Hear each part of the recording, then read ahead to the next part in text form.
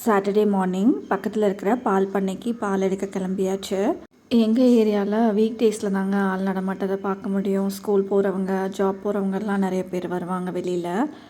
So week எண்டில் பார்த்திங்கன்னா இப்படி தான் இருக்கும் சைலண்ட்டாக. மத்தியானம் லஞ்சுக்கு அப்பாவும் வராரு. பிராண சண்டே ஒரு ஈவெண்ட்டுக்கு கூட்டிகிட்டு போகணுன்னு சொல்லி கூட்டிகிட்டு போக வந்திருக்கிறாரு. எங்கள் நெய்பர் பார்த்திங்கன்னா அவங்க வாழைக்குலை சாஞ்சிருச்சுன்னு ஒரு 2 சீப்பு வாழைக்காய் கொடுத்தாங்க. ஸோ அதை வச்சு வாழைக்காய் சாப்ஸ் பண்ணியாச்சு. அது கூடயே பச்சை பயிரும் கடைஞ்சிட்டேன். கொஞ்சம் கத்திரிக்காய் இருந்தது, அதை வச்சு ஒரு பொரியல் பண்ணியாச்சு. ரசம், தயிர் இது எல்லாமே வீக்கெண்டில் தான் நல்லா எடுக்க முடியுது. ஜாப் போனதுக்கப்புறம் வீக் டேஸில் ஏதாவது அளவாக ஒரு பொரியல், ஒரு கிரேவி அந்த மாதிரி தான் செய்ய முடியுது.